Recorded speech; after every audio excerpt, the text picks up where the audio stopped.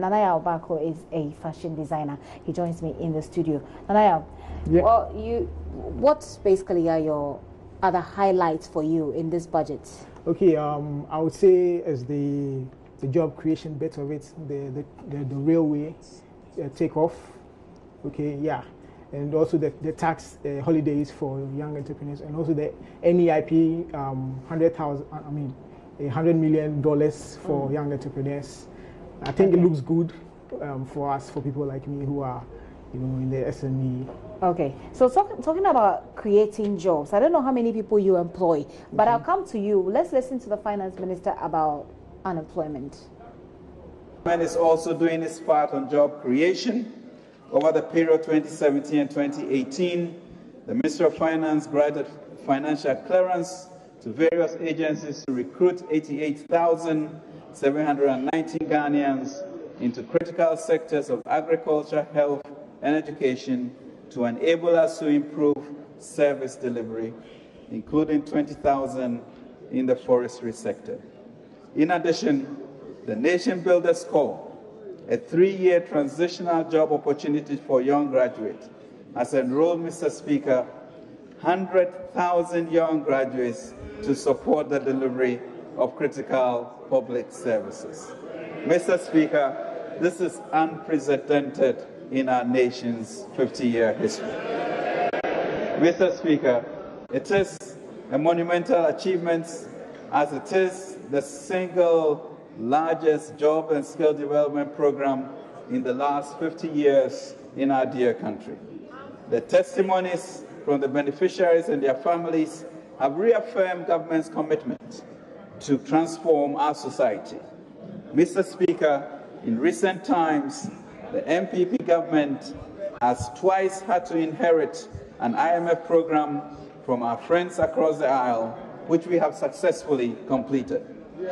Notwithstanding exiting the current program after successful completion, we will continue with our prudent management of the economy and buttress that with legal and institutional measures to ensure irreversibility of the gains made so far.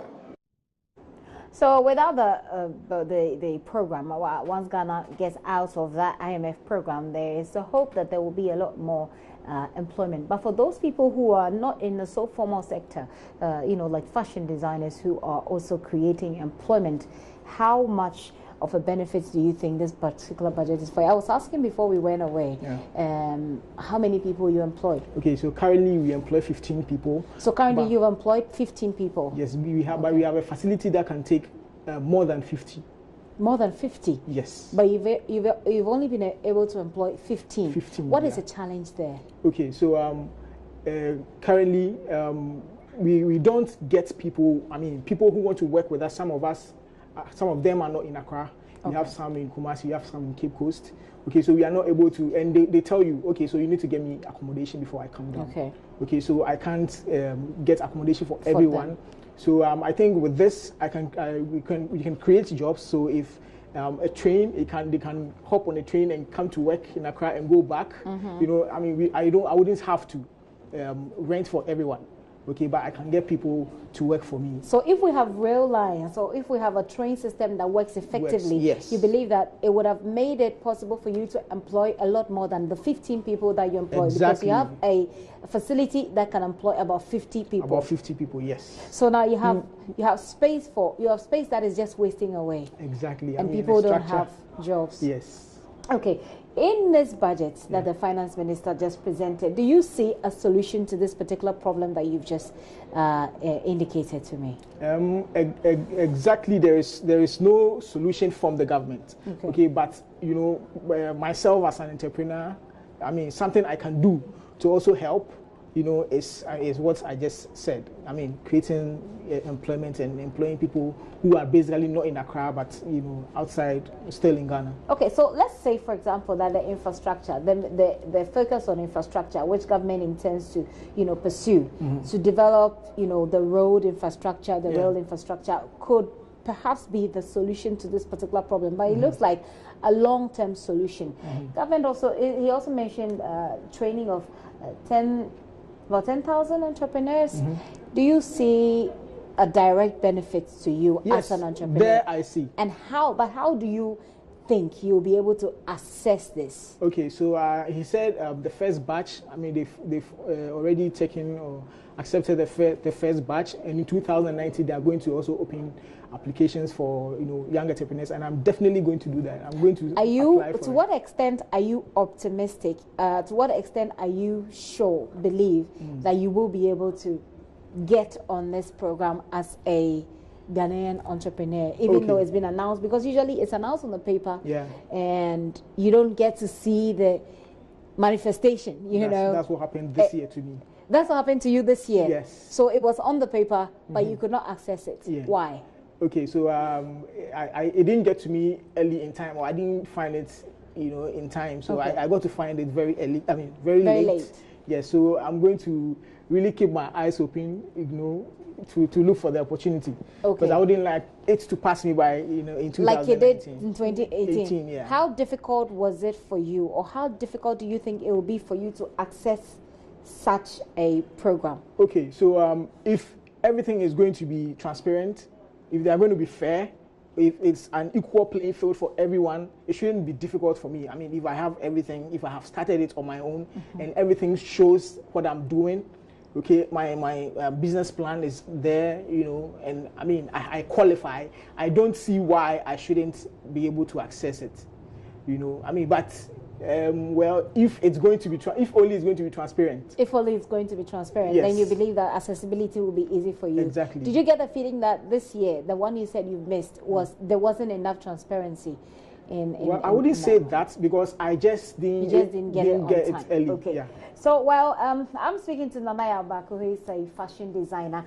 He tells me that he employs about 15 people, but he has a capacity. His facility has a capacity of employing about 50 people, but some of them cannot be employed because of accommodation challenges. He's hopeful. He's hopeful that with the focus on infrastructure, especially road infrastructure, rail infrastructure, if there is an effective transportation system, he will be able to employ a lot more people. About training for entrepreneurs, he's hopeful also that he'll be able to access that service as long as it is a transparent service. Well, let me finish with Nanayao, because we're going to talk also about something interesting that came up during the presentation. It's about TIN numbers. Do you have a TIN number? I do. You do have a TIN number. Yes, Did you get it before or after it was announced last year? This year, I think. Oh, I actually got it not so long ago. Like. You got it not so long ago.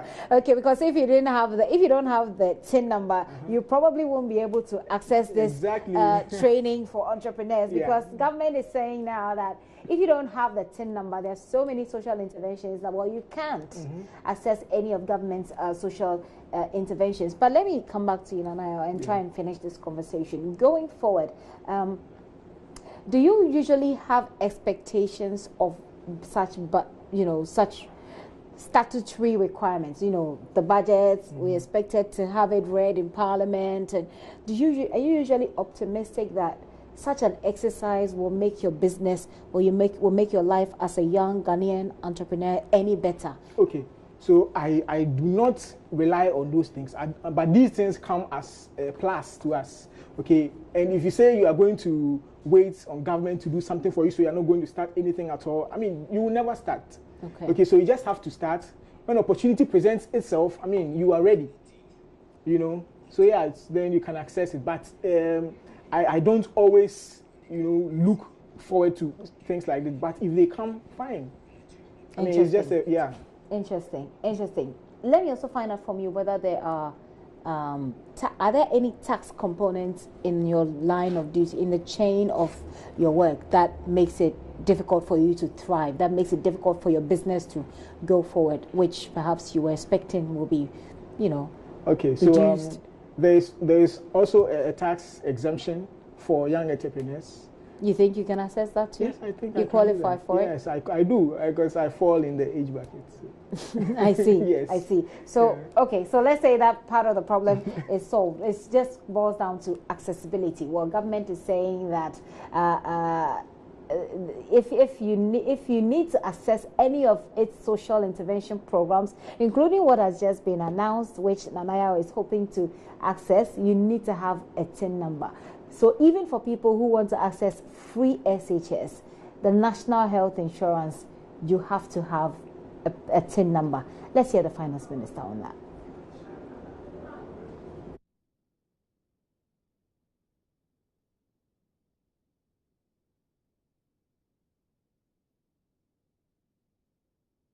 Mr. Speaker, His Excellency responded and promised.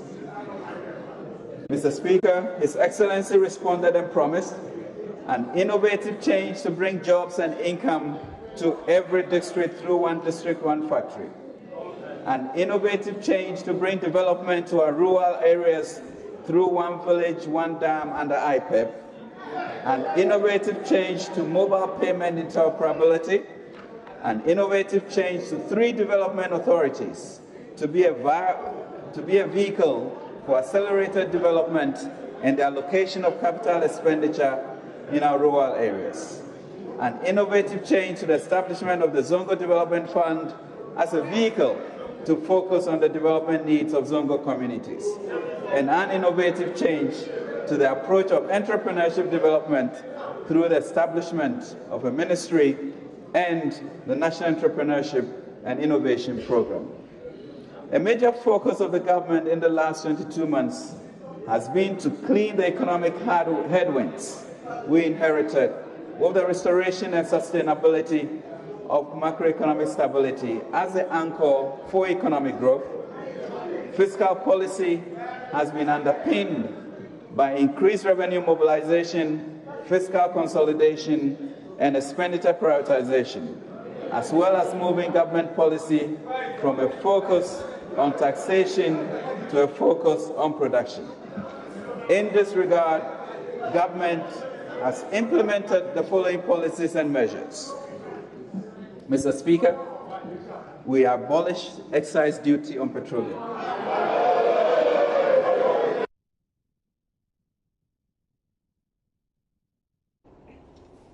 Well, I'm asking, do you have a TIN number? We've been on the street asking people. Okay, so I think it's a good decision because so far it's going to help even with the national identification card.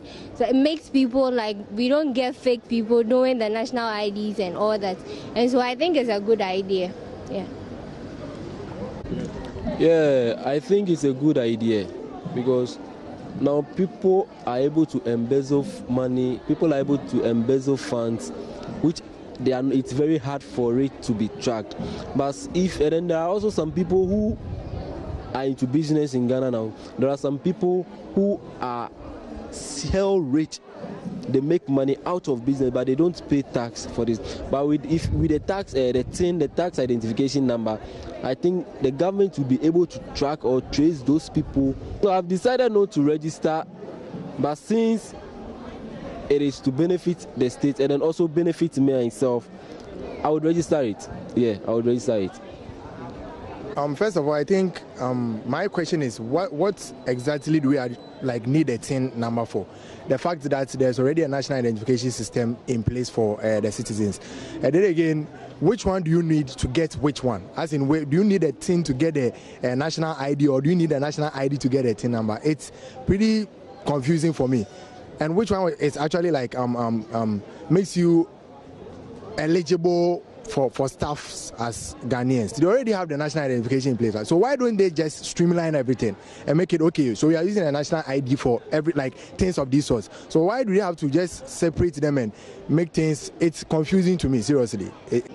Okay, so to me, I don't think it's right, because in this country, it's not everyone who is educated. Going through that process and all that is going to be at a disadvantage to those who are not educated. And also, this thing is not needed, because if I don't have this, meaning if I'm critically sick or something, I can't be catered for or something. So I don't think there's a need for that. But without it, you can't have a bank account, you can't have access to national health insurance. It's going to be difficult, but no, we have to use majority. If majority agrees on it, they can use it. If not, and I don't think a lot of people will agree on this, so definitely it's not coming on.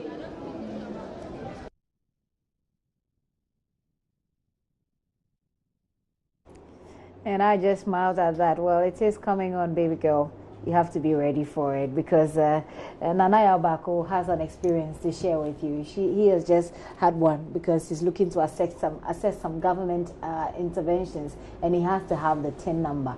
It is a policy. Now, Nana, before I let you go, what are your expectations as far as the implementation of this budget policy is in making your life and your business better? Because then it spreads across the other people that you're employing and those you're taking care of. Okay, so I mean, this is only a budget. Okay, oftentimes we hear the budget's being read and it doesn't actually go as planned. Okay, so we just hope that this time what they say they will do, I mean, they're going to go. It's not going to be a 9-day wonder. Okay. Everything they're going to do, the funds they've allocated for young entrepreneurs, they're going to make the funds available for us to access. Okay, you know, I mean, for us to also get access to the funds and I mean expand our businesses, you know, and make our lives better. Okay. You know, yeah. Well, I wish you all the best with your plan to access the entrepreneurship training. Thank you. And hopefully the road infrastructure, the trains and everything that we need to make it easier for you to employ the other people you need for your facility or to fill your facility will actually materialize. Nanaya, thank you very much for coming. Thank you very much. Nanaya Yawbako is a fashion designer. He's an entrepreneur. He employs 15 people at the moment, even though he has a facility that can actually employ about 50 people. He's hopeful that with the entrepreneurship training that's coming on, if he is able to access that facility, he'll be able to employ more people as we go along, and he'll make his life and business better.